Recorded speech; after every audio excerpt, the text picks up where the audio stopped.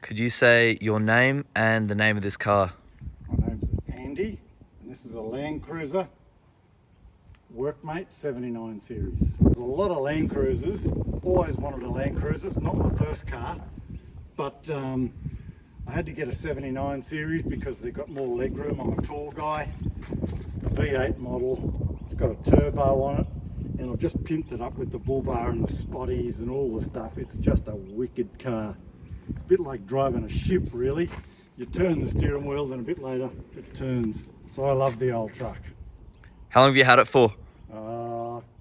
Maybe 2.5 years now, 3 years probably. And do you keep it out on a property, or do you do it for kind of road trips or long distance? I wouldn't like to go too far on it. She's pretty rough and she sucks juice like a damn, I don't know what.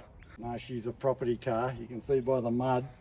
I drive around the farm, might drive her into town to pick up a bit of feed for the horses, but that's pretty much it. I got this bull bar off this bloke who crashed his car, and I bought the bull bar second hand off a Land Cruiser that had been crashed.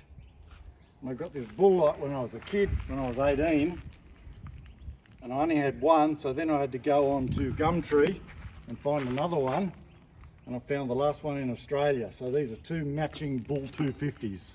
Very rare, super bright. So I live on a farm and I wanted to get one of these stickers for the New South Wales Parks and Wildlife Service, but they're illegal.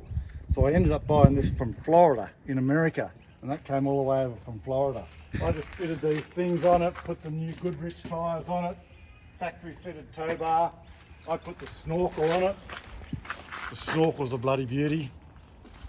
She's pretty old-fashioned when you want to put it in four-wheel drive. So what you have to do, you have to put it in four-wheel drive in the front, then you have to climb out, and you have to turn these things. These are called the hubs, and you have to turn these to lock, and then you have to get back in and go. So it's a bit of an old-fashioned thing, but that's how Toyota makes them. I bought this one in Cooma, and I drove it home.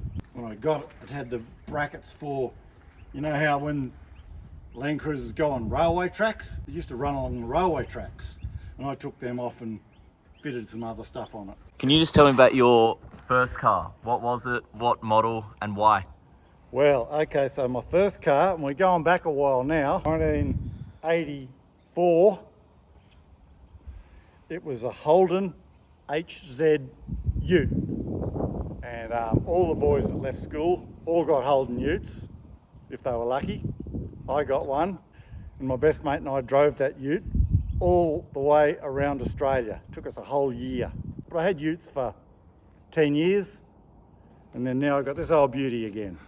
So yeah, nothing too fancy inside, just your normal things. I had to fit this little light here because it's got no dash light, so when I'm driving at night I have to turn this little light on so I can see what radio station I'm on.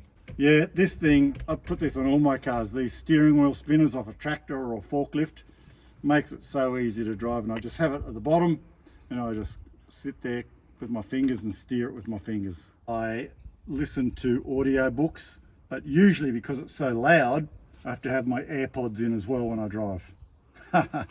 One specific time about this car that comes to mind when you look at it or when you drive it? Look, I think the first time I got it bogged was pretty good. And I thought, oh hell, how am I going to get this out? And I put it into low range and I turned those hubs in and it just crawled out. I was just so proud of this old car. It just crawled out of the mud like a bulldozer. Let the glow plug warm. Smooth. We've got another fancy car, but this is just a great car to drive. So every time I get in it, it's a pretty good memory.